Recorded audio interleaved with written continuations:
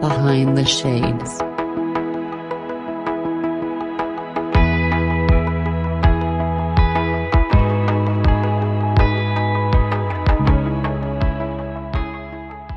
One day I went down to a church. I'd gotten out of the house for a little while.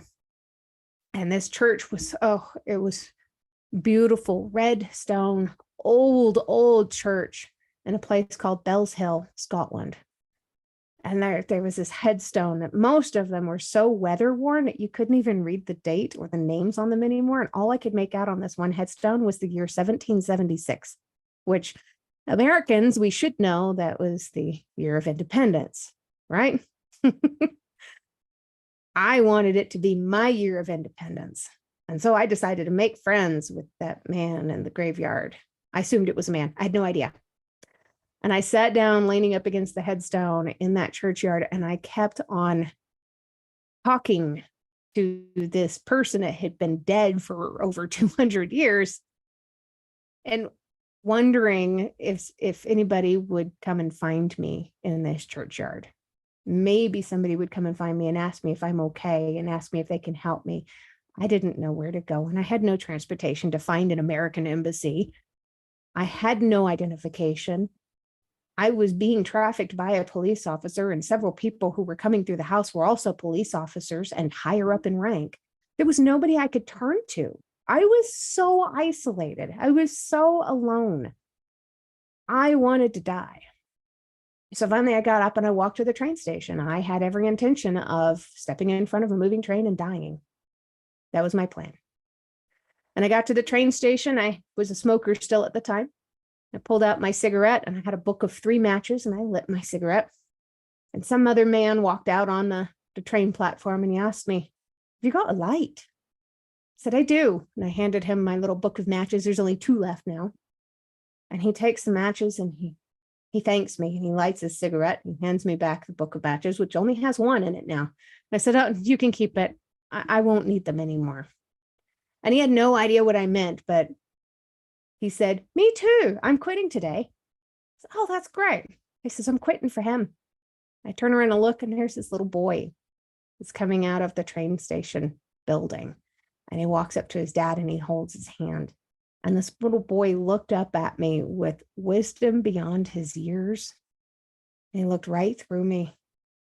And I knew I couldn't do what I had set out to do because I would have destroyed that little boy's life. And I had enough people destroy my own childhood. I couldn't do this to that kid too. So I didn't do it. And I walked back to what had been known as my prison for all those months. And I subjected myself to more abuse and more torture. And I put up with it. And I started to try to come up with any other plan that I could and formulate something, some kind of a hope to get me out of there. And finally, I had it. I convinced him that I had Stockholm syndrome and that I loved him desperately and I'd do anything for him. It was great.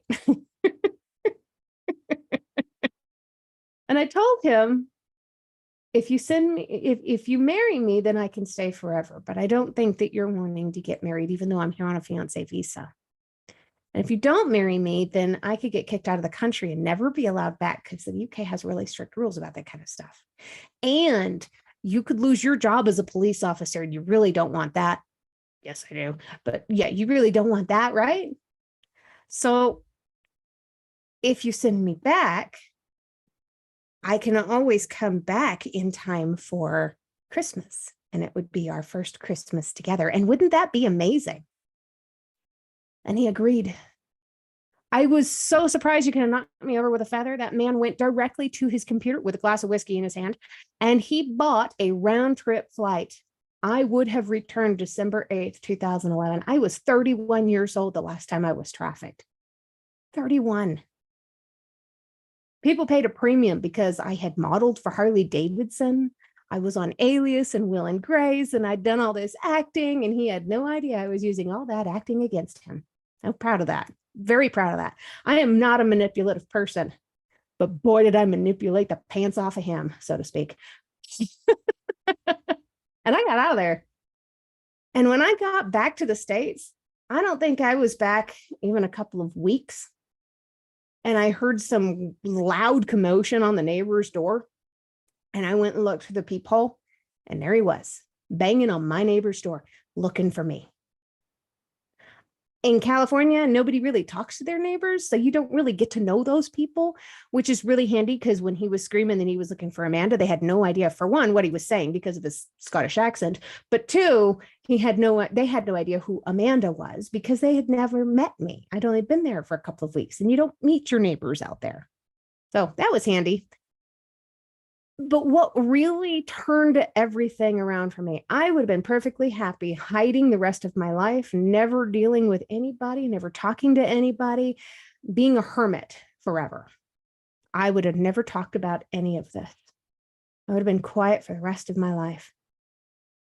But instead, he got all the photos and the videos that he took of me being raped and molested during those trafficking events. And he put them all into an email, and he emailed them to the person who was right then my boss. And he told him, I wouldn't want this in my life, would you? And he destroyed that friendship with my boss. I had known that person for 14 years at that point. I couldn't face that man. I couldn't talk to him. He didn't believe me when I told him that it was forced. That's a huge catalyst for why our friendship ended. I wasn't sure how to deal with that, how to manage that. So I walked out of his life. I refused to have anything to do with him now. And I went and found myself another job.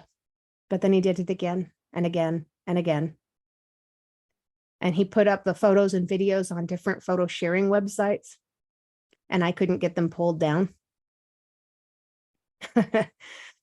And then he added my social media contact information and my address and my phone number and any piece of information he could glean off of the internet. And he made me famous on porn sites while still making money off of me.